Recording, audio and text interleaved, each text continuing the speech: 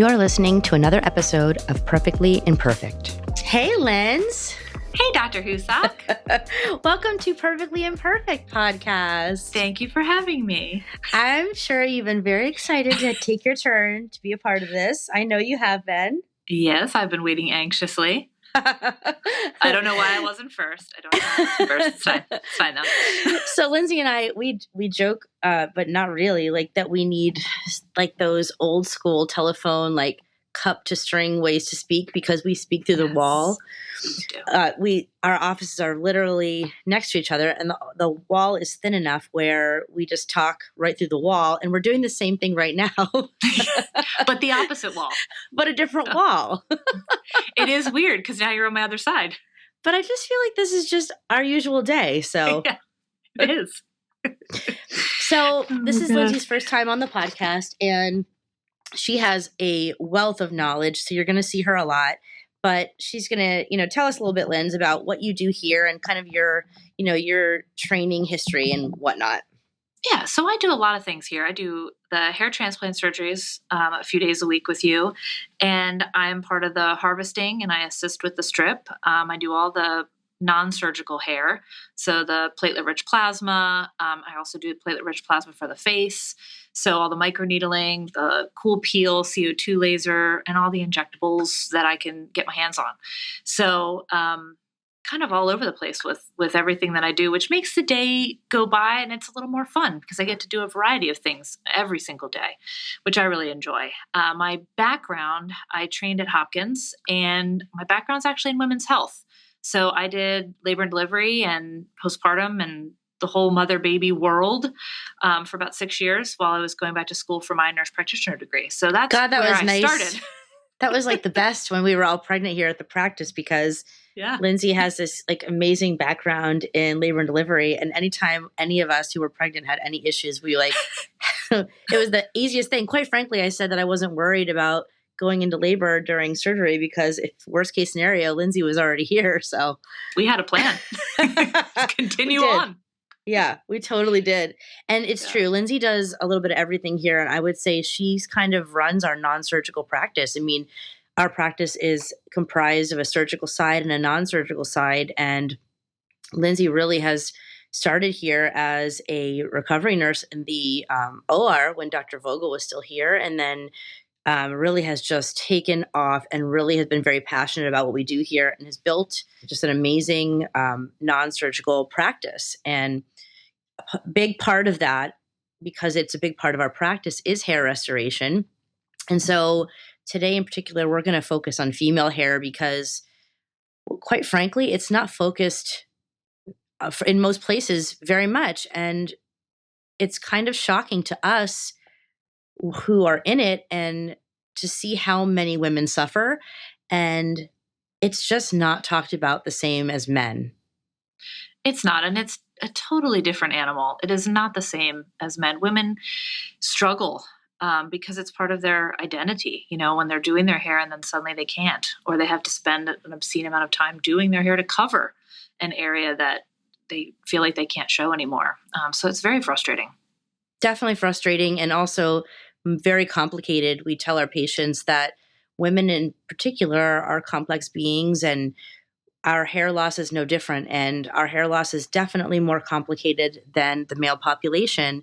And because of that, whenever we see someone for hair thinning or hair loss in the female population, we have to treat them very, very differently. What are the kind of things, Lindsey, when you get your first consult, they've never seen anybody for hair before. They're really concerned about their hair thinning. What are kind of the starting points that you go through with some of our women in the non-surgical world? Sometimes I really start with what's been going on with you, because many times I find, they've either just had a baby and that could be a factor, or they've got something hormonally going on. Maybe they're starting menopause or they're just post-menopause. They might have had surgery. They might have had a recent diagnosis of like a hypothyroidism that's affecting their hair. And so sometimes my opening really is, what's happening with you, not just your hair? Because I find that many times there's something that you can pinpoint as to what may be a possible cause or something you need to look at. What do you start with? So, I mean, I would say I'm the same, right? What's happening? What happened recently? We definitely noticed that um, more than ever during the pandemic, we were seeing a ton of patients who were coming in with hair thinning after COVID. So we talk about, have you been sick? And the truth of the matter is all those questions that you just mentioned. Most of the women have multiple of them. So they either have just gone through pregnancy or are going through menopause. At the same time, they've been sick, they've had COVID. Stressors, mental stressors, though that can certainly affect men and women alike. We see a significantly more sensitive kind of response in the female population. So fancy words for that are called telogen effluvium, where they lose hair temporarily due to a stressor, mental or physical. And so same thing. It's a broad stroke when it comes to women. Before our recent findings in hair thinning, Vogel would talk about how he would just have tissues at the table for his female population because he didn't have a whole lot of options for them. There really wasn't an assurance that they would be able to have their hair improved because at the time they were just using what we use for men. Yes. And unfortunately, we both know that doesn't work. We're different. So talk to me about kind of what are the first, so let's say the woman comes in, she does have a few of those stressors. Kind of talk about how you address those just to begin with. How do we get the ball rolling with treating their hair thinning? So a lot of times we talk about ways that we can mitigate the stress of what's going on, or is it coming to an end soon? I've had a number of people who have a husband that's ill. What's going on with that? Well, he's doing very well in his treatment and things are looking better. Okay, so this stressor may be relieved as things improve, or children having issues with school or anything like that. And so sometimes we use actually the Nutrafol vitamins to help because they've got the ashwagandha in there, and that can help with stress, and it's an herbal. And so sometimes I'll start with that as kind of a let's get you on something to kind of help. Simple supplementation, basically, a simple supplement. Because I'll tell you, sometimes when you're stressed, you're also not eating. And so their diet is all wonky. And they're like, well, normally I don't do this, but now I'm doing. And so sometimes they do need a little bit of vitamin supplementation just to get them through that initial period of time. And then we've also got 2 medications that work great in minoxidil and spironolactone for women. Talk a little bit about break them down a little bit and what they're treating. So minoxidil is basically the active ingredient in Rogaine, which everyone's familiar with as a topical, except very few females like to put a topical on their hair because it does not do you any favors when you're trying to style your hair. I actually used to laugh because Dr. Vogel would say, I use it and it's like foam and gel. And I'm like, no, it's not. It's sticky. No females find that it's like gel for their hair, but okay. So the oral version of that has actually been fantastic for our women. And so it started off as a blood pressure medicine, and they were dosing people for blood pressure, and miraculously their hair was improving. And they're like, there's something to this. And so here we go. We lower the dose, and we tend to not affect blood pressure. I find that sometimes my older population, like 75 and up, can sometimes have some blood pressure effects. So we tend to be a little more cautious, as you are as well, with dosing people slowly. And so sometimes we start them on a quarter or a half a tablet and slowly increase just to make sure they don't have any blood pressure related side effects. But that's actually putting the hair in the growth phase. And so it's causing the hair to continue to grow rather than going through its normal resting, shedding phases. Probably the hardest part for women, and I'm sure you see this too, is that initial shed period that causes a panic. So it does happen, and you get through it, and then that hair regrows, and it's just it's like the hair is kind of jumping off the cliff. It doesn't know to just stay in the growth phase. So any of those hairs that are already growing just kind of reset and go, oh, all right, great. But you see it in the shed. Yep, definitely. And definitely preparing patients for that is really important because it can be really scary. And we've both seen patients who say that they started minoxidil and stopped it because they've started shedding, and they weren't educated by their practitioner that, and quite frankly, if you're doing it over the counter, if you're doing over the counter Rogaine, it doesn't talk about that either. No. People don't know to look out for that. No, and that can be very disheartening when you come into us looking for more hair and I give you a medicine that makes you lose more, right? At least in the short term. Yeah, it's frustrating. So minoxidil, would you argue, is basically a great medication for most types of hair loss, whether it's stress related, whether it's androgenic alopecia or the testosterone induced, which yes, women get. It's not just men. Really, anybody across the diagnoses would benefit from minoxidil. Yeah, I use it across all of my patients for the most part, unless they've got a heart condition, and then I'm a little more cautious just because of the blood pressure and heart related side effects. So yeah, generally, so great starter medication. I would also say that in the female population, I am more likely to see minoxidil actually improve how the hair is looking. So I would say that's less common in my men. We always set the bar low when it comes to these medications. Ultimately, any medication's primary goal is to stop losing more hair, but we certainly can see in certain populations an improvement in hair. Are you finding that with minoxidil sometimes with our female population as well? yeah, I find it really affects that hairline, especially for people that have got thinning at the hairline. They get those little baby hairs, and it really, really does a nice job by itself. So what other medications do you have in your back pocket when it comes to that female population in general? Back pocket would also be spironolactone. So it's also a blood pressure medicine. And so sometimes I start minoxidil by itself to monitor for side effects, and then I'll add spironolactone in, because I just think sometimes you can't tell what medication is having the side effect as the root cause. So I'll start one and then add the other in a few weeks, and that way we can identify if there's any issues. The weird thing with spironolactone that I've seen in people with eczema is that it can cause eczema flares, which is an odd one. So I usually try to ask people if they've had any eczema issues in the past, because I've had a lot of women who have complained of that. Population, is it the women in general that seem to benefit from spironolactone, or is there a particular population that generally? It's interesting. In women, I feel like the combo of minoxidil spironolactone is really key, and that works really good across the board. Do you use it across the board when you're seeing patients too? Yeah, for the most part, I would say pre-menopausal for sure. So when I start thinking about it, it depends on the patient population again, but when I think about spironolactone, I think about the hormone-induced hair thinning and hair loss that we see. So it works on the adrenal glands. It's and for whatever reason, it's kind of that estrogen component of our hair thinning and hair loss, which again is that ebb and flow of estrogen as we are going through the stages of life, whether it be motherhood or postmenopausal. I really think that women benefit from it. And I would say the only population that I may not put on spironolactone is if they come in and say that there's a real, like you said, the first thing you say is what's going on. If they've got a moment in time and it has nothing to do with something hormonal, such as pregnancy, if it is that stress related, I had COVID and my hair fell out, I may hold off on that patient population from starting spironolactone until we really give minoxidil a chance. Not for any particular reason, except for the fact that I think that because we have a moment in time where it doesn't seem to be related to their hormonal changes, I may hold off. Well, and also, nobody wants to take a bunch of medications. So I think that's a component of that too, is keeping it more simple. Sometimes keeping it simple works great.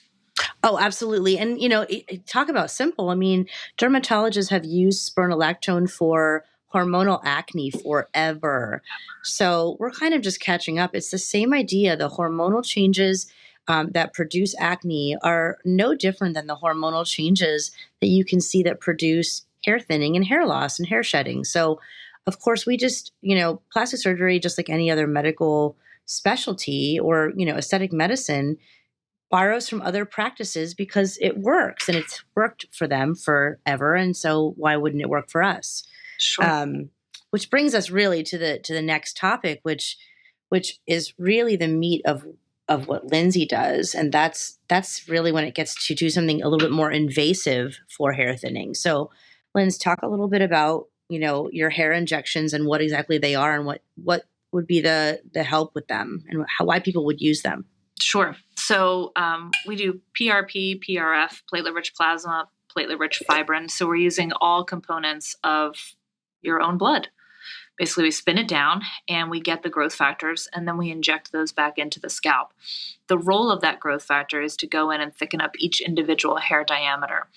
So when I see someone for this, I'm looking for thin hairs. I'm looking for miniaturized hairs. And usually it's not all over. Usually they're sprinkled in. And so there's an area of concern. And typically there's some that are regular thickness or even thick hairs in that area. And then there's a lot of miniaturized hairs. And so as long as there's hair there, I can act upon it with the PRP. When I have an area that's slick bald, PRP really isn't going to grow hair. And so differentiating between the patients that will have the best response is really based on how much thin hair they have. If they've got an area that's just a lot of thin hair, that's a lot of hair I can act on to thicken up. And you can imagine how that helps when you thicken up the hair, you really have more coverage in that area. Yeah, definitely. And it's so interesting because, historically, PRP is not new to the medical world. We talk about it really being commonly utilized in orthopedics for joints to grow cartilage. You see it a lot in athletes. Mm-hmm. The dentist using it around dental implants to grow bone. And so it's a very non-specific growth factor. I mean, that is what it's called. And wherever you produce it and wherever you inject it in a concentrated fashion, it will induce growth. Mm-hmm. And so why not hair? And the answer was, yeah, it's going to work, but it has to have something to work on. Just like Lindsey said, it's a great adjunct to patients who have hair thinning, but it isn't going to bring back hair that is no longer present. It's the downside of the injections, and neither are these medications. So really everything we've talked about up until this point have been things that work on current hair that still has a stem cell that's still viable. Once you've lost hair, none of this magic is going to do anything. No. That's hard, though. I think that's unfortunately due to advertising. A lot of patients don't understand that. Wouldn't you say you see a lot of people who expect more than that? Yes, the expectations are very high, and I try to be, very realistic with what they can expect based on what I'm seeing. The other thing I'll say is there's a lot of data that talks about hair counts and hair numbers increasing. When we do our measurements, we measure hair diameter because that's more appropriate of what we would expect for it to do. But in some of the studies, they talk about hair counts increasing. And I usually tell people when they've heard that or seen that maybe what's happening there is there's hair that's there, it's just dormant, and it can reawaken. So for example, if you had 3 hairs coming out of a single follicle and now there's only 2, but that third one is under there, it could reawaken it. Sure, it's a growth factor, but I have no way to know how many of those there are. So It's not something you can count on. Right. It's a bonus. Mm-hmm. It's a bonus. But really what you're looking at is hair diameter. Yeah. And really the cool thing about that is Lindsey does it in a really awesome, objective way. So it's very easy to subjectively take a photo and do a before and after treatments. But Lindsey actually measures the diameter. How do you do that in kind of your whole process when you are, setting somebody up for a PRP? So we use a computer-assisted measurement program, and what we do is we take a trichoscope, which is basically a little camera that zooms in about 25 times on the hairs, and I take a small 25 square millimeter area, and I measure each individual hair in that area, and it gives me a diameter measurement. And then it gives me a mean diameter that I can use to compare, and it actually will break out the percentage of thin, regular, and thick hairs. And what we're looking for is not only a change in the mean diameter over time, but we're looking for those thin and regular hairs to convert down to regular and thick. And so some people will say, well, my diameter didn't change that much, but I've changed a lot of my hairs from thin to regular. That's still a win because it's starting. And usually I see them for follow-up yearly to do that measurement again. And it's at that point that we see the change in the diameter. So it's something that I find gets better over 1 to 3 years for people, whether they're the person that jumps diameter and they've still got some thin, regular, thick hairs and it's not distributed evenly, or they have that where their diameter is kind of similar, but they see the shift in the percentages. So there's no right or wrong there. The goal is that you're improving. Yeah, and not losing. I mean, again, stage 1 of any whenever someone comes in for a hair consultation for hair thinning or hair loss, number one win always is to stabilize hair loss. I mean, it's always going to be. And then can we then thicken what they have or improve what they have over time? It's always the goal. And I wish we had more in our back pocket, but right now, we have to deal with what we have. And right now, the best way is a long-term plan, combining those medications at home with injections in the office. And we've seen really great success with that. We've seen life-changing success, especially in our female population. I think because we're so sensitive, we also respond better to these particular treatments. So I'd argue that some of the females actually see results sooner than our men when it comes to PRP. Would you agree? I would. And I don't know how much of that is just that we're constantly doing our hair. So my hands are always in my hair every day. It's true. And so I'll have women that'll say to me, you said it would take 6 months, but really we're month 4 and my ponytail's different or my hair texture is different. My guys will come in at 8 months and I'll say, how you doing? They go, I don't know.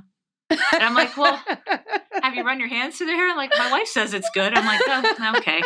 Because they're not doing their hair. It's just the truth. I had a patient who never wore her hair down. Never. It was always back because she hated how it looked down. And at 8 months, she walked in the door. I'd never seen her with her hair down. And I took a moment and I said, welcome. And she's like, I'm wearing my hair down for you. I can wear it down now. And I was like, this is so amazing. And now she's always got it down. And it's awesome. It's so awesome. It's like one of our biggest goals. And I would say one of the biggest complaints for women when they come in is that they cannot style their hair the way they want to. And their goal is to style it however they want to. And they're so used to camouflaging it in whatever way they do, whether it's with the part that they style it or the way that they wear it, like you said, wearing it up or wearing a hairpiece. They all are unfortunately tied into a style that they would really like to get out of. Yes. And agreed. That's a huge win to have them walk in and wear their hair in a certain way, whether it's just like you said, a different way or down or without a hairpiece is like our biggest win. Agreed. For sure. There are two other, just want to touch on a couple other hair loss reasons or phenomenon that we didn't touch on that are definitely a little more complicated. One of them being patients who suffer from traumatic hair thinning or hair loss, whether it be due to hairstyles or from previous surgeries or burns that we do certainly see. And generally speaking, those patients have to be treated a little differently because their issue isn't necessarily the hair follicle, but it's the medium in which the hair grows, which is the scalp. And we definitely work in conjunction with dermatology when it comes to this certain patient population, because we may have all these plans for the hair follicles themselves, but if the scalp is not in a position to take the grafts well, they won't do well, especially if we start to talk about surgery. So that's a complicated group that unfortunately may not benefit necessarily from our typical treatment regimen, but we certainly do have options for them surgically and injection-wise, depending on where they are in their stage of healing. And sometimes we combine the two. Sometimes we're doing PRP to kind of get that bed a little healthier for then you to come in and do transplant in that area, especially in an area of a scar. We've done that a number of times. Absolutely. They're some of my favorite patients. We see, because of where we are in the world, we see a lot of skin cancer patients. And because a lot of us are pale, but yet still love to be in the sun. And so we've seen plenty come over from Hopkins where they've had skin cancers taken from the scalp. And then Lindsey and I are left with a big scarred skin grafted area in the middle of their hair. And all they want to do is wear their hair normally. And we have to treat the scar with those PRP injections where Lindsey can prepare that bed to maximize the growth of the surgical transplant we may do in the future. So the great news is that there's very few patients that come in now to our practice that we don't have a really positive outlook and an optimistic plan for them. I don't see the tissues anymore. Yeah. When you're in the room, that's not the only thing we have. Yeah. It's really cool. Yeah. I mean, it's so cool. And before we really did struggle with that. And particularly the scarring alopecias where they have a autoimmune disease where their scalp is not growing hair in the way that it typically would. Transplants before couldn't be offered because they wouldn't take transplant. And now we're finding that in conjunction with our colleagues at the right time, planning for a medical treatment combined with some PRP injections, we can successfully transplant those patients, which I think Lindsey and I would probably agree is probably some of our most miraculous changes in the last few years. Patients with lupus, patients who have had, any of the scarring alopecias that we unfortunately witness. And if they're not diagnosed appropriately and they go to a hair restoration specialist and they attempt a surgery, it will not be successful. Yeah, so No. great. And, we didn't even touch on surgery today. We'll do that on a completely separate podcast episode, but surgery is an absolute option for our female population. You don't have to have a disease process in order to have a hair restoration surgery. I'll see a lot of patients who want surgery just because they've always had a high hairline and they would prefer a lower hairline. Sure. But generally speaking, the women in our hair restoration population are probably some of the most happy patients because there really are changes that can be made these days. Yes, absolutely. And I think having options is something that people do appreciate when they come in. It's not this is all you have. It's, well, we can do this and this, which is so nice. Yeah. For people to be able to choose. Yep. You just have to be patient. It's not one of those immediate gratification portions of the practice. You do have to give us time. It's literally like watching grass grow. Yes. But can be successful. That's for sure. Yes, definitely. And I usually tell people it really is a process and you are going to have to wait years, but it's progressive. And so we're starting now and we're going to prevent that progression. And that's the goal. The sooner the better, right? I mean, we want to get you in as soon as you're seeing any of the symptoms that you're seeing. Don't wait until it gets too vigorous because then it's always harder to treat. Yes, because it does take time. Definitely takes time. Well, Lindsey, thank you. Today was wonderful. Oh, you're so welcome. I learned a ton. Did we cover everything? Yeah, I think so. I mean, I think ultimately teaching that we have options for patients in this, current times for women specifically is a very positive thing. And we love seeing our female patients for hair restoration. So yeah, I think we covered a lot and thank you so much. Carry on, Dr. Houssock. Carry on, Lindsey. Perfectly Imperfect is the authentically human podcast navigating the realities of aesthetic medicine. JED Plastic Surgery is located in Owings Mills, Maryland. To learn more about us, go to jedplasticsurgery.com or follow us on Instagram at drcarehoussock, spelled DRCAREHOUSSOCK, or just look in the show notes for links. If you enjoyed this episode, please share it and subscribe to Perfectly Imperfect on YouTube, Apple Podcasts, Spotify, or wherever you like to listen to podcasts.